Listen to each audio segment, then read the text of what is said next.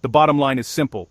Toyota wants to make ever better cars, no matter what kind of powertrain they have. Even though technology is advancing at a rate that blows our minds, no one could ever have guessed that there would come a day when you could get some water from the kitchen sink, pour it into your car's tank, and be good to go on a trip to the supermarket or even to another state. However, Toyota's announcement about an engine that could soon end the era of electric cars suggests that it may be possible for car engines to run on water. But what are the odds that a car can run on only water, without fuel or electricity? Stay with us as we explore the new and exciting advancements in car technology and discover everything Toyota has to say about their new water engine. Toyota's new water engine.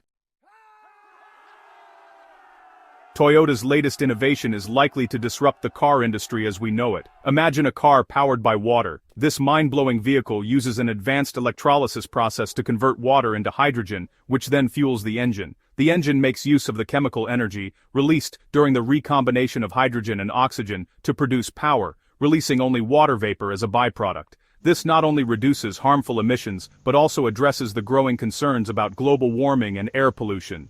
Toyota's innovation promises a cleaner, greener future for transportation, aligning with global efforts to combat climate change.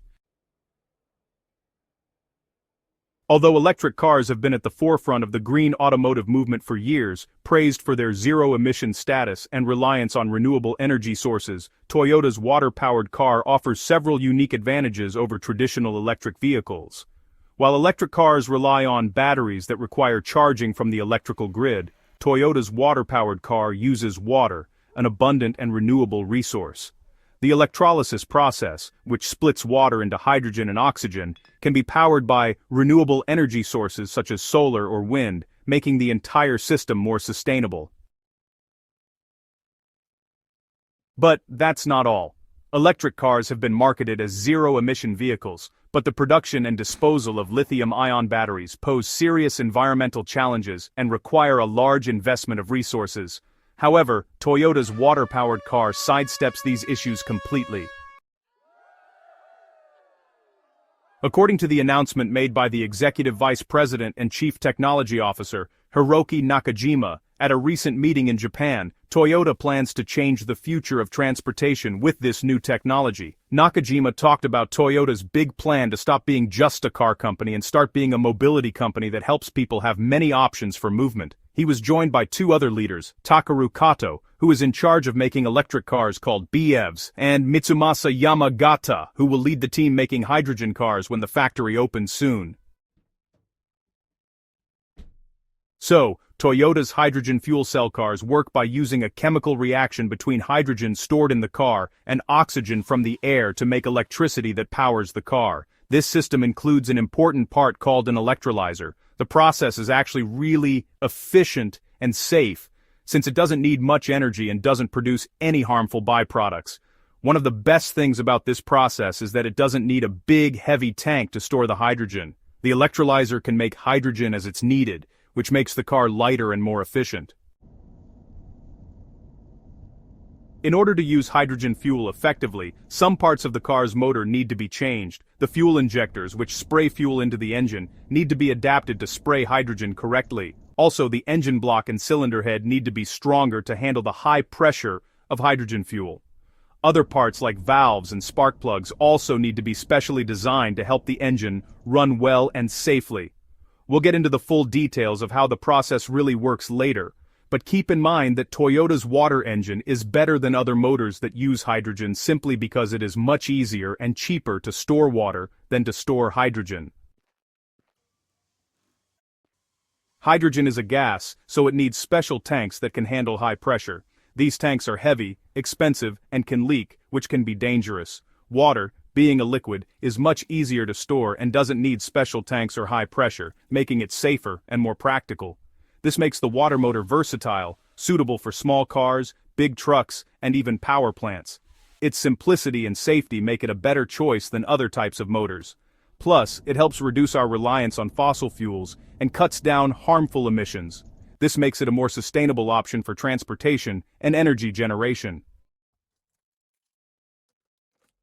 However, it may surprise you to know that this whole motive to make a car powered only by water isn't exactly an original idea.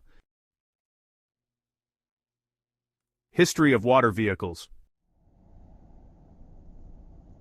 Before Toyota's steps to build cars that run only on water, there were others who tried to do the same. The number of claims and attempts is sure to blow your mind. In 2008, a Japanese company called Genapax announced they had made a car that could run on water instead of gasoline or diesel. This was big news because it promised a cheaper and greener way to power cars. Genapax said their car used a special system to get energy from water by splitting it into hydrogen and oxygen, then using the hydrogen as fuel. But experts found that the system wasn't just using water. It also needed a special material called metal hydride. This meant the car wasn't truly water-powered. Genapax never provided scientific proof for their claims, and many scientists doubted their story. Scientists explained that water is, very stable, and you need a lot of energy to split it into hydrogen and oxygen. According to the laws of physics, you just can't get energy from water alone because it takes energy to break the bonds holding the water molecules together. Some scientists also reminded people of Stanley Meyer, who back in the 1980s claimed he had made a dune buggy that ran on water. But Meyer never showed solid proof, and his claims were found to be false. He was even convicted of fraud in 1996. Genapax's story sounded a lot like Meyer's, and people were, honestly, very skeptical. In 2002, hydrogen technology applications said they had a device called Aquagen that could split water into hydrogen and oxygen. They first used it for safer welding, but later claimed it could power cars. However, their theories weren't backed by science, and their claims seemed, exaggerated. The company later admitted their device could only make cars more fuel efficient, not run on water alone. Another company, Genesis World Energy, claimed in 2002 to have a device that could get energy from water. They raised a lot of money from investors, but never produced a working product. In 2006, the company's owner Patrick Kelly was jailed for fraud. In 2008, the same year Genapax made their announcement, a man in Sri Lanka named Tushara Priyadarshana claimed he had driven a car on water for 190 miles using just 3 liters of water. The Prime Minister of Sri Lanka supported him, but Tushara was later arrested for fraud. His claims, like many before him, were exaggerated and misleading. More recently, in 2022, Arianto Mele from Indonesia claimed to have made a device called Ankuba that could turn water into hydrogen fuel. He said it could power motorcycles for 500 kilometers on just 1 liter of water, and that big car companies like Lamborghini and Ferrari were interested. But, scientists in Indonesia doubted his claims, saying the device was impossible according to physics. They also found out that the car companies weren't really interested. Arianto's story, like others, seemed to be more about making bold claims than having real proof. Despite these failed attempts and scams, we have to wonder if there has been a deliberate attempt to stifle the usage of water as fuel for vehicles. While we certainly can't prove there has been suppression, there are many reasons why this might be the case. For one, the global energy industry, currently dominated by fossil fuels, is worth trillions of dollars. Introducing a technology that could make traditional energy sources obsolete threatens the financial interests of powerful corporations and stakeholders. These entities have enough resources and influence to suppress or discredit technologies that could threaten their market dominance. For example, fossil fuel companies have a vested interest in maintaining their market share and may lobby against or discredit alternative energy technologies to protect their profits. Another probable reason is that new and innovative technologies often face skepticism and resistance from the public and media. It is understandably hard for people to accept how water could be used to fuel a vehicle. Perceived risks, safety concerns, and lack of understanding can lead to negative publicity and hinder widespread acceptance. Powerful entities may also choose to exploit these fears to maintain control over the narrative and suppress potentially disruptive technologies.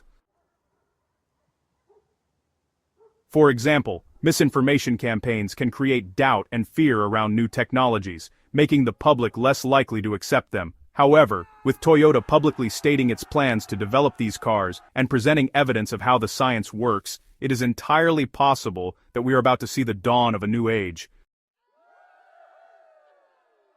Toyota's influence in the mobility market, the trust it has built over the years, and its deep pool of resources suggests that we may see water vehicles become reality rather than just hearsay. All of this is a result of Toyota's desire to stay ahead in a market that is rapidly moving toward clean technologies and electric vehicles, especially with new electric cars coming from companies like BYD and Xiaomi in China. This competition has pushed Toyota to focus even more strongly on alternative energy solutions and future mobility technology.